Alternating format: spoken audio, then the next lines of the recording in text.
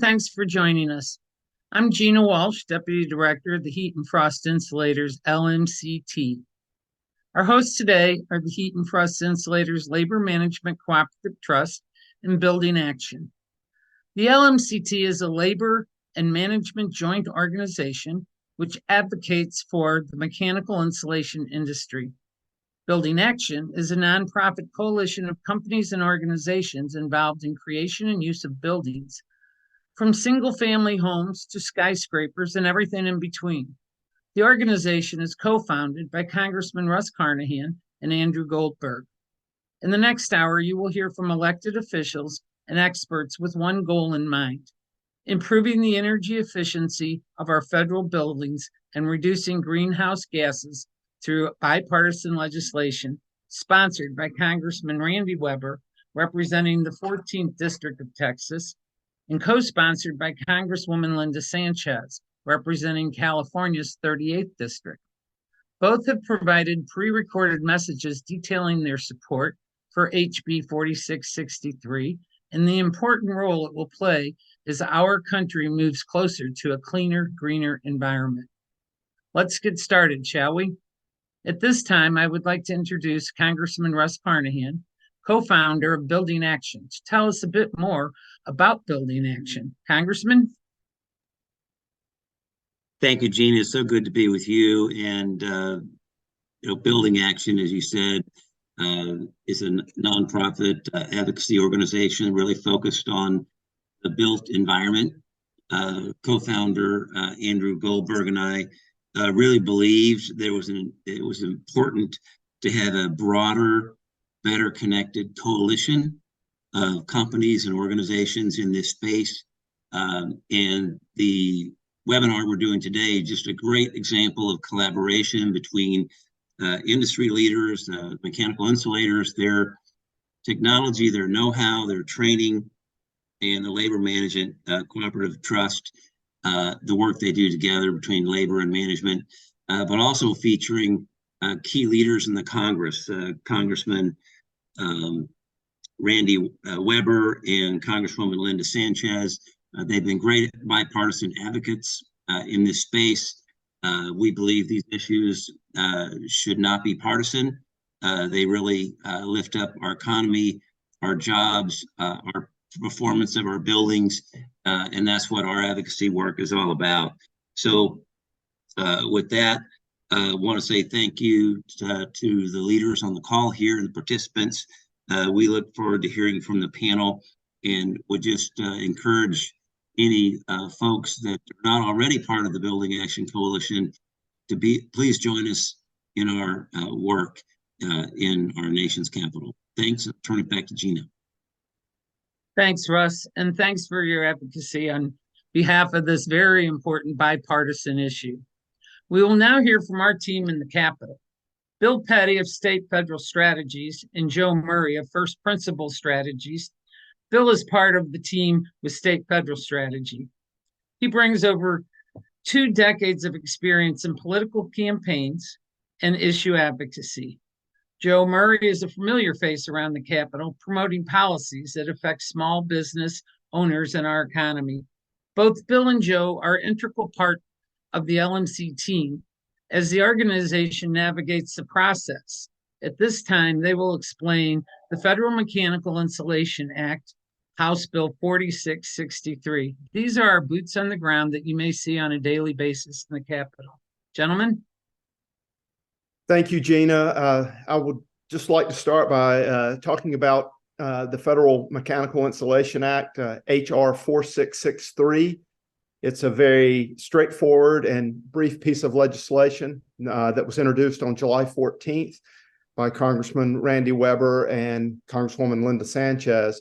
And it does 2 things. It defines mechanical insulation, and it expands the definition of energy and water evaluations as they had been previously described by prior pieces of legislation to include mechanical insulation evaluations in that definition.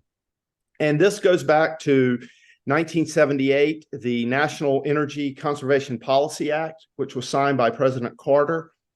and then was later amended by the Energy Independence and Security Act, signed by President George W. Bush in 2007. And so what HR 4663 does, it speaks to the 2007 legislation required that all federal buildings undergo an energy audit every 4 years. But mechanical insulation was not explicitly included in that definition, and this bill addresses that omission because it's such an important tool in achieving efficiency in federal buildings. And this legislation only applies to federal buildings. So they are required to complete these evaluations, but last December, a report from the GAO, General Accounting Office, was released that indicated that only one of the 27 agencies surveyed, and that's the largest agencies in the federal government, that only one of those 27 agencies had completed evaluations for 100% of its covered facilities within the past 4 years. So what that demonstrates, that despite it being required by statute, a significant opportunity exists to assess and improve efficiency in our federal buildings, which again, 350,000 buildings across the United States, it's a significant footprint. And so we have been working for a while with Representative Sanchez and her staff to provide advice and background information as they were crafting this bill. And for context, in December of last year, in the 117th Congress, prior version of HR 4663, which was HR 9419, was introduced in the 117th Congress on December 2nd. And even though it was introduced late in that Congress, it still drew 7 original co-sponsors, ultimately 10 total co-sponsors. And most significantly, 5 of those co-sponsors were members of the Energy and Commerce Committee, which is the committee of jurisdiction for this legislation. And so what we did as that Congress adjourned, we regrouped ahead of the 118th Congress to work with Congressman Weber and Congresswoman Sanchez to reintroduce a version of the bill. And so what I'd now like to do is transition to my friend Joe Weber to discuss the process and where we go from here. Bill, nice job. Thank you so much. And thank you to Gina, Congressman Carnahan, and the overall Build and Action team and Heat and Frost Insulators. What Bill nicely described as for HR 4663, introduced by Congressman Randy Weber of Texas 14th District, is really common sense, smart energy conservation policy. In a short bill, it's readable for any staffer and particularly any member. I believe it's 2 pages, 3 pages, and it gets right to the point of what Bill nicely described of amending current energy policy to include mechanical insulation as part and parcel to the every 4-year audits that the Department of Energy implements. So it's great policy. These audits are already happening under current law. They're required.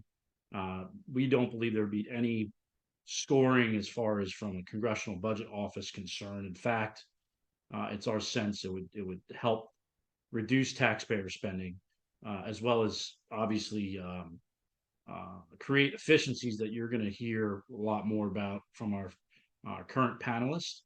And it's great politics. We believe that, as the Congressman mentioned, this is bipartisan. This is low-hanging fruit, in our opinion. And we feel like this is something that the House Energy and Commerce Committee and later the House floor and the Senate should come together. This 118th Congress and enact a win for smart energy conservation policy. And with that, honored to be here, and I'll turn it back to my colleague, Bill Petty, a good friend. Thank you. I think now, Gina, we'll go back to you.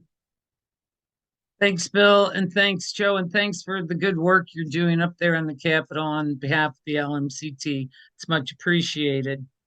Next, we're going to hear from the Heat and Frost Insulators Labor Management Cooperative Trust Executive Director Pete Ialamini. Pete has over 35 years in the mechanical insulation industry. After completing a degree in engineering, he began an apprenticeship with the International Association of Heat and Frost Insulators and Allied Workers, achieving journeyman status. He has served as general foreman, apprenticeship director, and business manager for Local 32. He has also worked as a contractor project manager and an OSHA master instructor, each position preparing him for his current role as executive director of the Insulators Labor Management Cooperative Trust. Pete will give us an overview of the mechanical insulation industry and the need for the mechanical insulation assessments. Here you go, Pete.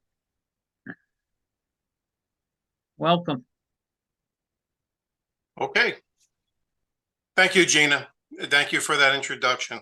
And just formally, my name is Pete Alamini. I am the Executive Director of the Insulators Labor Management Cooperative Trust, better known as the Insulators LMCT, which offers a cooperative effort between the International Association of Heat and Frost Insulators and Allied Workers in conjunction with the signatory contractors. There's so many people to thank, but I do want to send out a special thank you to the great efforts that have been demonstrated by Congresswoman Linda Sanchez of California and Congressman Randy Weber from Texas. They have demonstrated the tremendous vision and leadership to address a very important topic that is often misunderstood and devalued, and that is mechanical insulation. Not many people understand and see the value of mechanical insulation because it's not easily seen and recognized because it is purposely hidden in our buildings. But make no mistake about it, mechanical insulation is a serious energy commodity that has to be addressed and to be recognized. All too often, lowering the carbon footprint has grabbed the headlines with grandeur and massive initiatives, which is very true and is going to be needed for our future. But however, there is still technology that is available right now that can have a huge impact with reasonable costs. In a couple of moments, you're going to be hearing from experts, in addition to our representatives that have great amount of experience and knowledge to prove that mechanical insulation can offer a tremendous amount of energy conservation by lowering the cost of building operation. And all at the same time, it'll go to reduce the amount of harmful carbon emissions to be released into the atmosphere. Or in other words, to be able to help lower the carbon footprint, Something you'll hear again and again is, on average, every building is missing anywhere from 10 to 30% of mechanical insulation, and it is typically not being addressed. Hopefully, after today's session, your awareness will be raised on the importance of what this insulation is able to do. Don't be confused, or you might have even heard in the past of a building's energy audit, and the energy audit will come in various capacities. These energy audits usually do not include the evaluation of the mechanical insulation. The true value of HR 4663 is having the mechanical insulation to be included in these energy audits of buildings. Our federal buildings throughout this country is the largest consumer of energy in the world, with over 350,000 buildings. This is low-hanging fruit that should have an impact and will have the interest of a lot of people, a lot of professionals, including economists, engineers, and environmentalists. Without a doubt, mechanical insulation offers the investment a return on investment in less than 2 years. That's the shortest return on investment of any energy efficiency commodity that's going to be applied. And all this can be proven with written scientific data called the Mechanical Insulation Energy Audit. With that, Gina, let me hand it back to you, and let's hear from our congressman.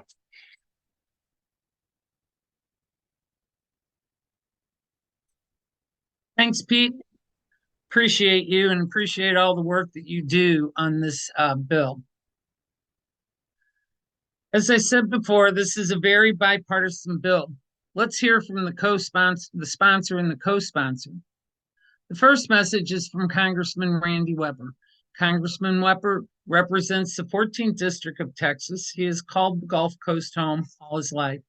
As a former small business owner, he understands the hard work and commitment it takes to succeed. His experience in the private sector has prepared him for his service in our nation's capital. Congressman Weber serves on the Energy and Commerce Committee. He recognizes the great value that, when passed, H.R. 4663 will bring to our federal buildings. We will then hear from Congresswoman Linda Sanchez. Ms. Sanchez represents California's 38th District. Prior to her service in the U.S. House of Representatives, she was an attorney specializing in labor law. She has served in the House since 2003. Congresswoman Sanchez recognizes the cost savings H.R. 4663 will provide, as well as the part it will play in lowering greenhouse gases, moving closer to a cleaner, greener environment. Please play the videos, Andrew.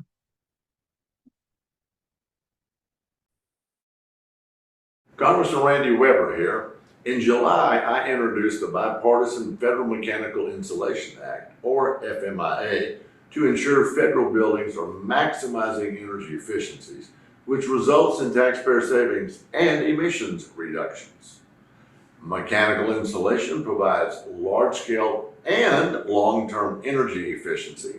It provides emissions reductions, cost savings, and safety benefits at manufacturing facilities, at power plants, refineries, hospitals, universities, and government buildings, while creating thousands of American jobs, with nearly all of its manufacturing occurring right here in the United States. For 35 years, I owned and operated an air conditioning company, and I understand the importance of strategic federal energy conservation as well as efficiency measures. So this bill is not only common sense, but a win for the nation's energy preservation, and will lower the burden on taxpayers forking over their very hard-earned dollars to power federal buildings. I want to say that I am thankful to Representative Linda Sanchez of California for working with me to introduce this bill and the work she did last Congress to promote this bill. The reason for this bill is that, according to December 2022 report from the Government Accountability Office, what we call the GAO, the federal government is the single largest energy consumer in the United States. In fact, in 2021, the approximately 350,000 federal buildings use more than 344 trillion BTUs of energy and 119 billion gallons of water. The GAO report found that only one of the 27 largest federal agencies met the, quote, energy and water use, end quote, evaluation requirement, meaning that taxpayer dollars are being wasted. Mechanical insulation systems are used, as you all know, on piping, equipment, HVAC boilers, and other similar mechanical equipment in industrial and commercial systems currently. It is a proven energy efficiency and emission reduction technology that lowers energy costs while increasing the asset value of a building. Not to mention that 95% of all mechanical insulation is manufactured right here in the good old US of A. So, thank you all for what you do. We will keep fighting for this bill up here in Congress and with my colleagues on the Energy and Commerce Committee. Thank you, Building Action, for inviting me to speak about the Federal Mechanical Insulation Act. I appreciate all our attendees for joining today's important webinar. Across the country, folks are still talking about the Bipartisan Infrastructure Law and the Inflation Reduction Act, and for good reason. These major bills continue to provide opportunities to transform our country. As a senior member on the Ways and Means Committee, I was proud to help deliver unprecedented investments to address climate change in both bills. We need to keep delivering federal investments that will help us benefit from a 21st century energy system. The lowest hanging fruit is energy efficiency. That is why I'm proud to champion the Federal Mechanical Insulation Act. I drafted this important bill with help from the HFIAW and the LMCT. This bipartisan legislation is also supported by North America's building trade unions and many of our country's small business contractors. Representative Weber and I are working to ensure federal buildings are maximizing energy efficiencies, resulting in savings and emissions reductions. Mechanical insulation improves working environments, lowers energy costs, and increases the value of a building. This bill would benefit manufacturing facilities, power plants, refineries, hospitals, universities, and government buildings. And it accomplishes all of this while creating tens of thousands of American jobs. I'm proud that this legislation builds on the important work we started last Congress to promote sensible energy conservation and workforce measures. Thank you all again for the opportunity to highlight these bills. Good luck with the rest of your webinar.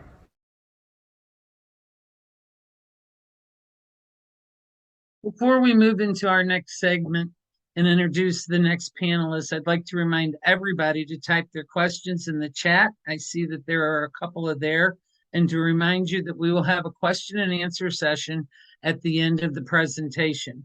There's a couple really good questions in there right now, so Pete, sharpen your pencil. One of them's for you.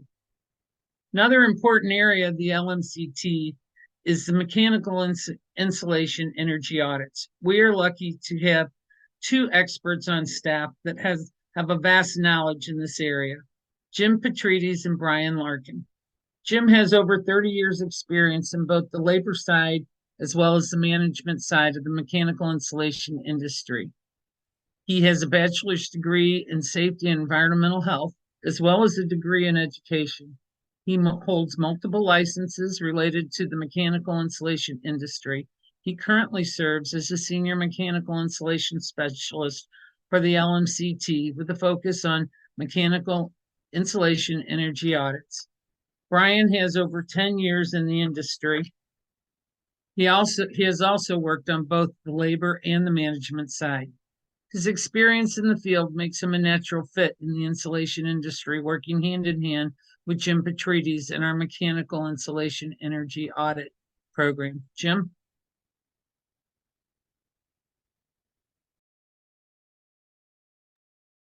Jim, I believe you're on mute. Sorry, everyone. I apologize for that. Thank you, Gina, for the introduction, and thank you for the heads up. Good afternoon, everybody. My name is Jim Petrides. I'm Senior Mechanical Insulation Specialist for the Insulators LMCT. I've performed and worked on several thousand audits throughout thousands of buildings throughout North America, in public and private facilities, military, government, healthcare, schools, universities, hospitals, and manufacturing. So I'd like to go on to move on a little further and do a little explanation of what mechanical insulation is and how that works and how it relates to that act. If you can see my screen now, is that showing to everybody? I hope. So the Federal Mechanical Insulation Act, HR 4663, is what we're discussing right now.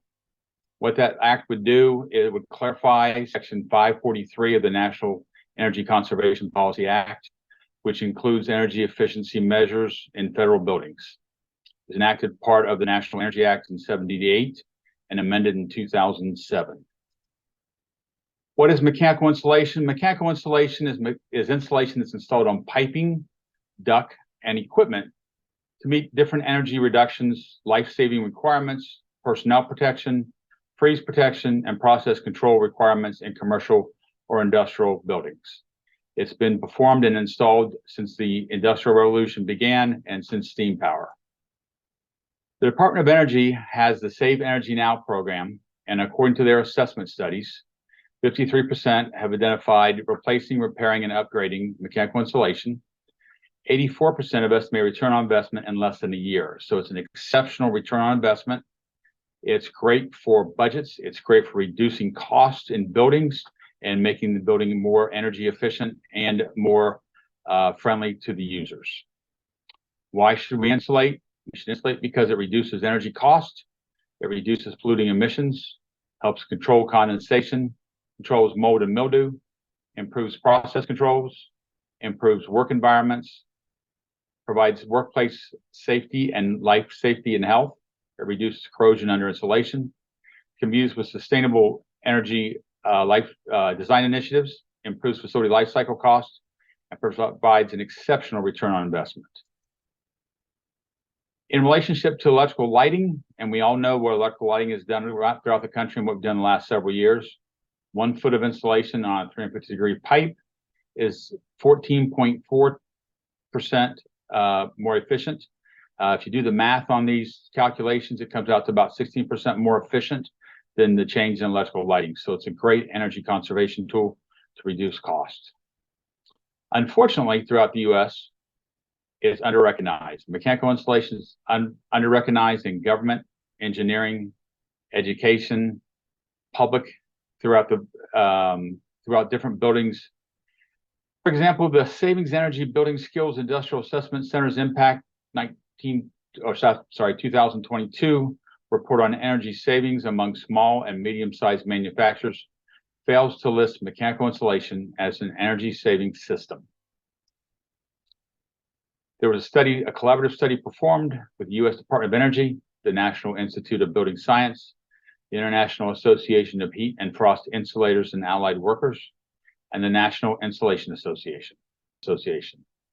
And on data for more than 700 industrial energy assessments, implementing a comprehensive mechanical insulation maintenance and upgrade program in the commercial and industrial market, both the energy and environmental concerns were addressed, and it was shown that would be a great value and an energy savings tool throughout the U.S. A comprehensive mechanical insulation program would have a huge effect.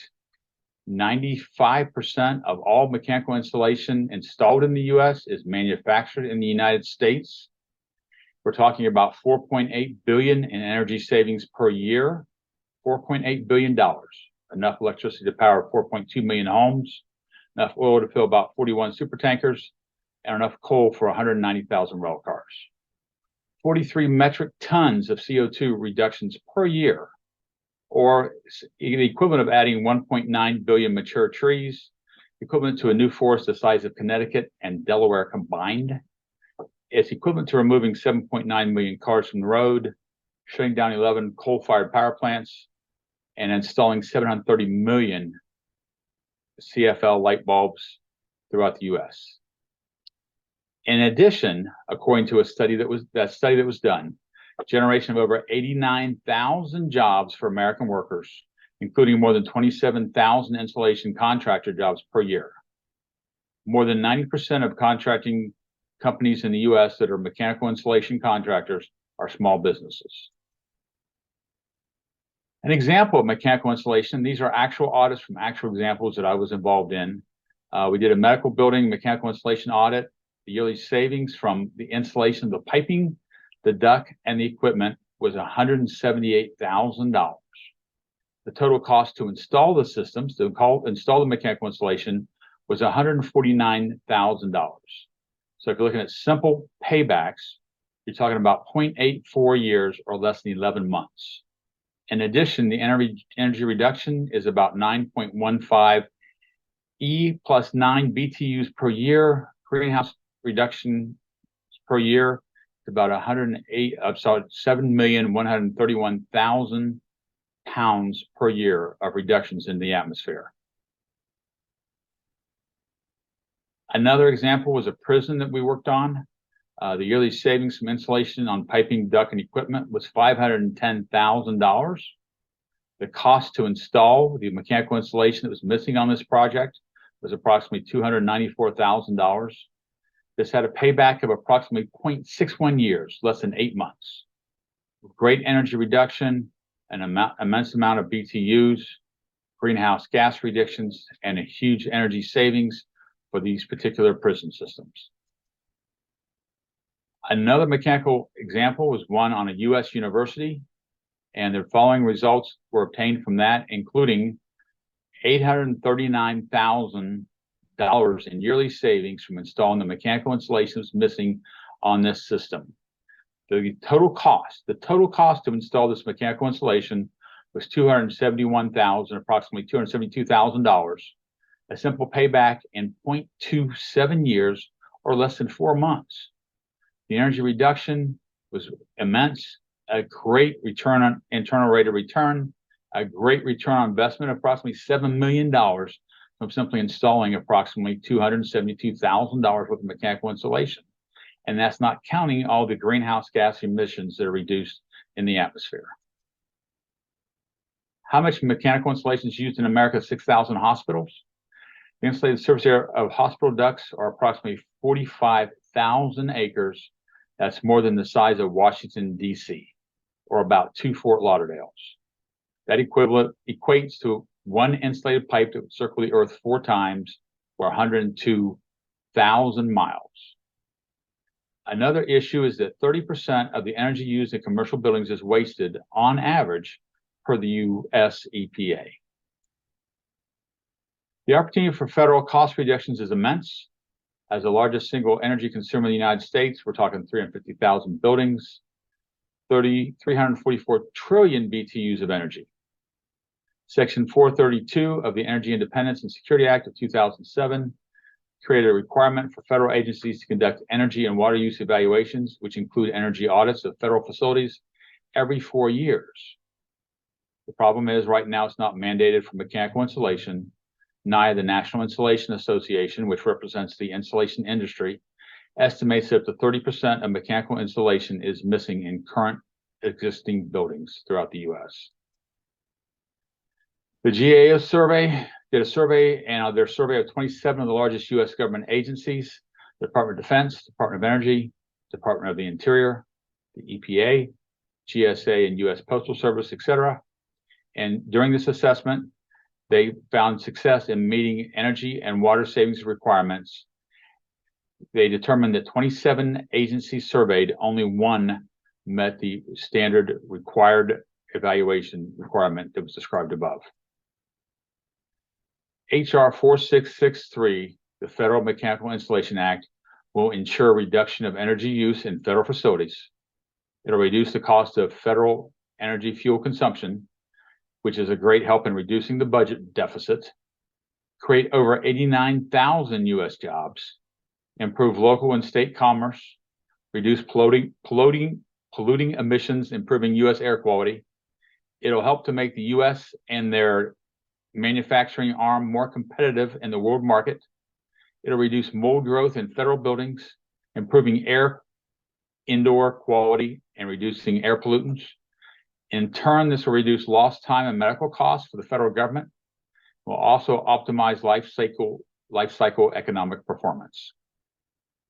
In short, reducing the cost of fuel and energy, reducing U.S. independence on foreign fuel sources, improving domestic and international security, reducing air polluting emissions, and improving domestic and international competitiveness for the entire country. Any questions? Thank you for your participation. And now back to you, Gina.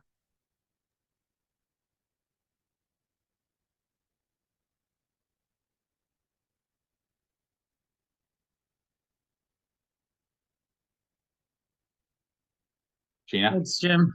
Yeah, I'm waiting for Andrew to put my picture back up on the screen, but thank you. If anyone has any questions for Jim, please put them in the question and answer button at the bottom, and we will take questions at the end of our presentation. We have used mechanical insulation energy audits as a tool in our industry for nearly 100 years. As long as we've been around, we've used some form of energy audit as a tool. Others in the private sector find this tool to be beneficial too. One of those individuals is Brian Klippinger. Brian is Director of Measurement and Verification for Energy Systems Group. He's an engineer by training and uses mechanical insulation energy audits as a tool on all of his federal projects to lower costs and promote efficiencies for his customers. Brian, can you please speak to your experience in this area? Absolutely. Thanks, Gina. And thank you for allowing me to speak on this topic. As part of an industry that's sole focus is to make more energy efficient buildings and more resilient buildings, I've spent the last 25 years doing that, making buildings more efficient.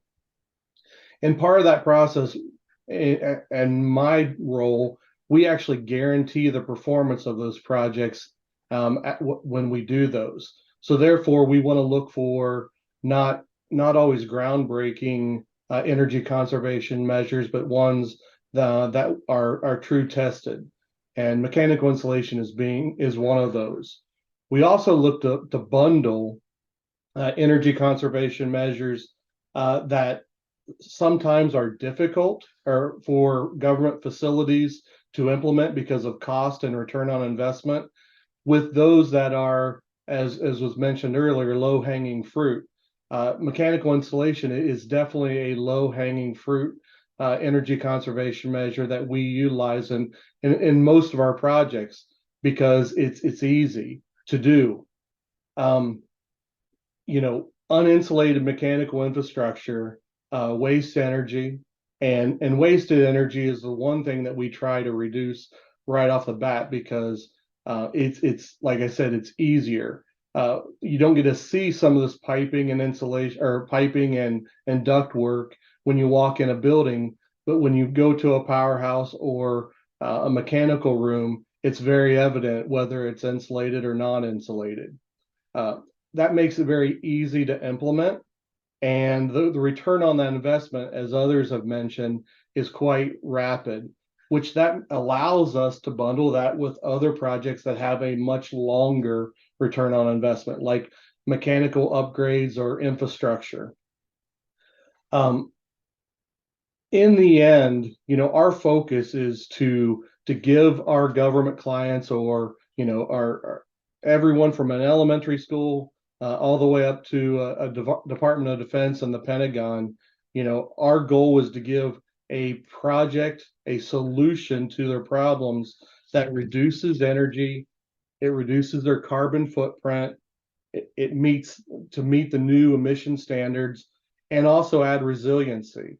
All of our projects pay for themselves, or they have to pay for themselves per legislation.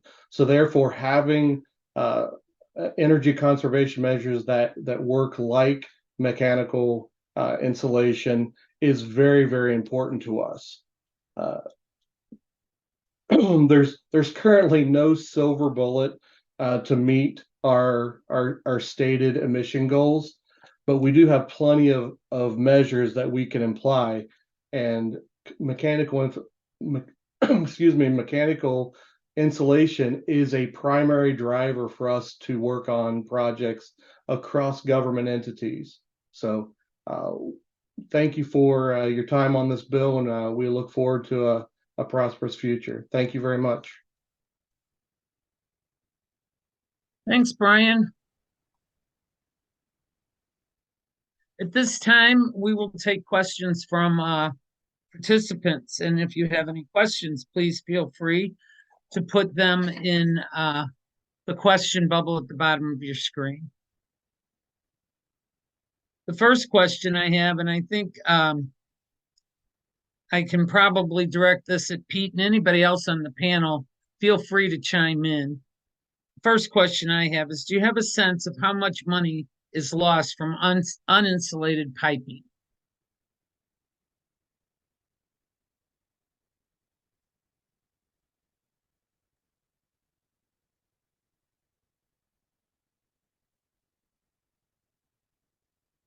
Andrew, will you put Pete back on the screen for us so he can answer that question?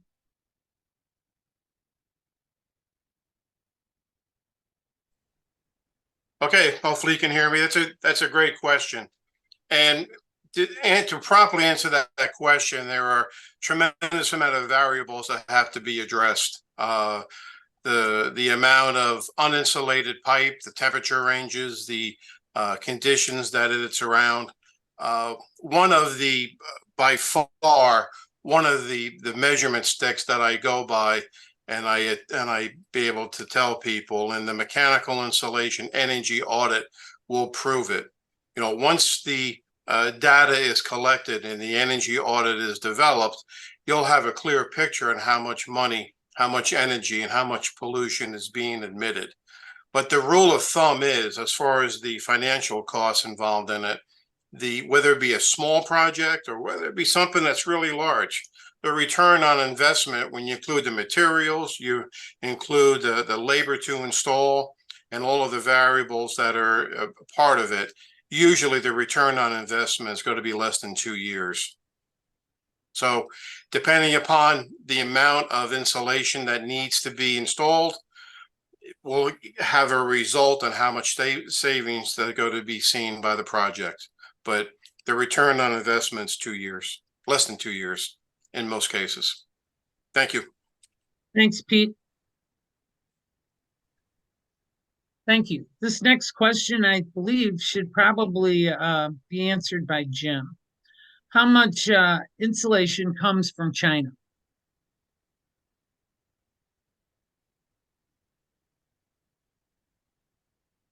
Okay, thank you. Very little in the United States comes from China. Like I said, over 95% of the insulation that's installed in the U.S. comes from is manufactured in the U.S. Approximately, in my estimation, in my view, we're talking on the Chinese side, probably 3%, but very little of that is actually used in the U.S. and installed in the U.S. And most of it is installed in projects that are more residential in nature than certainly on the commercial or industrial side. Thank you. Thank you, Gina. Thanks, Jim. Our next question, the next two questions will probably be directed at our legislative affairs folks, Joe and Bill. The first one is, you mentioned the bill has bipartisan support. Does this give you hope that members of Congress can work across the aisle? Do you both want to weigh in, or one of yous, or? I'll defer to the majority on this one, Joe. Yeah, go for it. So thanks, Bill. It does. It gives us hope. I mean, they're by design. Representative Randy Weber, Republican in the 14th District of Texas, led out and introduced the bill based upon the good work of his colleague, Representative Linda Sanchez, Democrat from California, late last year, as Bill described. And it gives hope that there is bipartisanship in the energy legislative space can exist, will exist, and with respect to this bill, should advance. I think Bill can back me up here. We believe currently today, I believe there's 8 House Democrats as co-sponsors, and we have 5 Republicans so far. So it's almost equal support and growing each day. And through the Energy and Commerce Committee, and as I mentioned earlier, to committee markup and passage, it's only going to grow, and it's only going to grow based upon the common sense and great policy that the panel has discussed with what the bill actually does and seeks to accomplish. Made in America by overwhelming majority, 95%, increased jobs, and these audits are already currently happening. It only applies to federal buildings, no private sector mandates. We believe on the Republican side that makes a lot of sense. I'm sure Democrat side as well. You get the bill. Yeah, and I would echo all of that and just point to the fact that if you look at the foundations of this bill, it's very straightforward, and the fundamentals of it are what carry the bipartisan support, right? It's saving taxpayer dollars, and we all pay taxes regardless of our how we're registered to vote, and that's something that appeals to lawmakers on both sides of the aisle. And the fact that this is a jobs bill, because it's American technology that's in existence. It's being underutilized, but it's already being utilized. But this brings attention to an existing technology that is 95% domestically made. It's not as susceptible to supply chain disruptions that we all saw during the pandemic, because the material isn't getting on a boat and going across an ocean. It may get on a boat, but it's just going maybe across the Great Lakes. So it's really, it does have something for everyone. It saves energy, it saves money, it saves taxpayer dollars, and it reduces emissions. So I think that's the formula for a bipartisan bill, and I think that's why we're seeing it garner so much support. Thanks, Bill. I think the next question goes to both of you too, real briefly, and you may have hit on this, Joe, but does this bill force private businesses to install new mechanical insulation? No, it only applies, as Gina mentioned, I mentioned, to the 350,000, according to GAO, federal buildings. In the audit perspective, it doesn't even, and maybe it's Pete or others can back me up too. There's no other actual enforcement once that audit shows what kind of efficiency or lack thereof of mechanical insulation. So it just highlights in the mechanical insulation arena what energy conservation efficiencies are lacking or not. Okay. Yep. I think we have time for one more question, and I think, Bill, this might be for you. Is inclusion in mechanical insulation legally excluded from the audits in the current code 42 USC 8253? Doesn't look like any specific technology is cited in that code, so why is it explicit call out of mechanical insulation needed? Did the GAO report find that mechanical insulation is not being included in audits, or is there additional data to support the position that mechanical insulation is being underutilized more than other ECMs? Well, I got the easy one-word answer. That's for you. The rest of it. So the GAO, let's see if I can remember these. The GAO report did not address mechanical insulation. The reason for the explicit call out is that it's our experience that it's being underutilized, and the data that backs it up. Pete and others have cited that on average 10 to 30% of the mechanical insulation in a system is missing, and that comes from the National Insulation Association, NIA, which is an industry trade group, very respected, and they are an authority on the matter. And so what this bill does is it brings attention to something that's being underutilized for all of the reasons that the prior speakers have outlined: the cost savings, the shovel-ready nature of the technology, the fact that it's domestically produced, the fact that it's the return on investment is anywhere from 6 months to 2 years, by far and away the most rapid ROI of technologies. And it's, we use the term low-hanging fruit. It really is. It's there. Buildings are missing it, and we can start saving taxpayer dollars, within 6 months to 2 years on average, once it's applied in these missing spaces.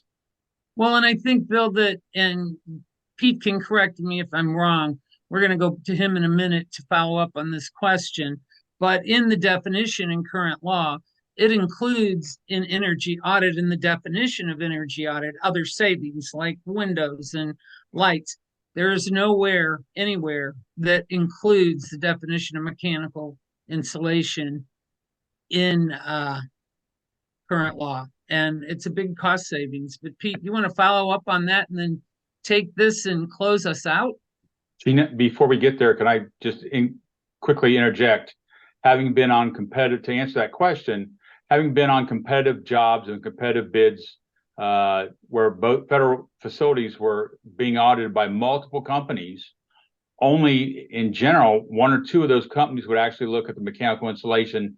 Many of the companies that were doing the audits, the entire audits of federal buildings, did not include mechanical insulation, period. Thanks, Thank you. Jim.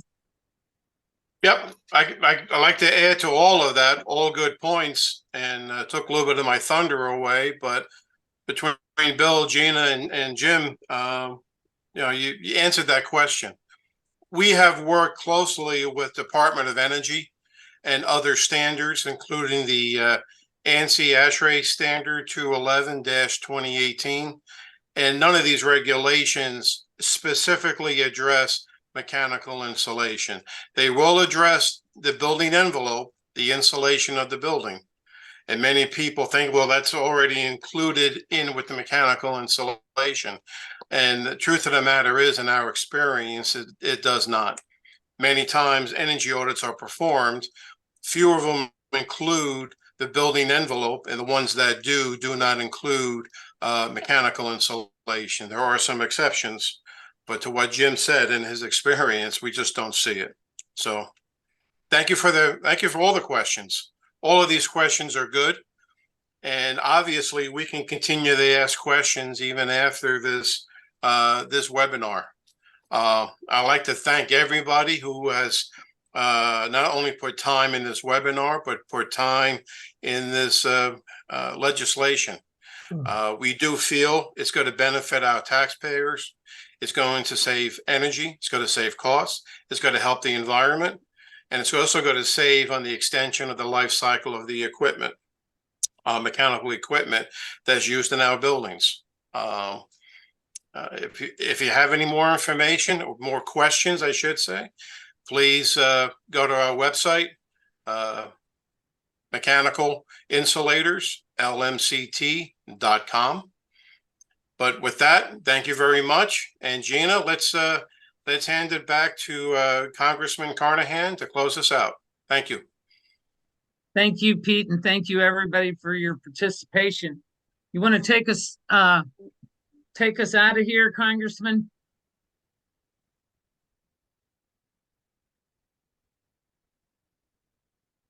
There, I get my mic back on. Yeah, thank you, Gina. Thank you, everybody here. This is, as you all so well described, this is an issue that sometimes falls through the cracks or people don't fully understand. And this is a great way to highlight it, to be sure it's part of these comprehensive overall strategies.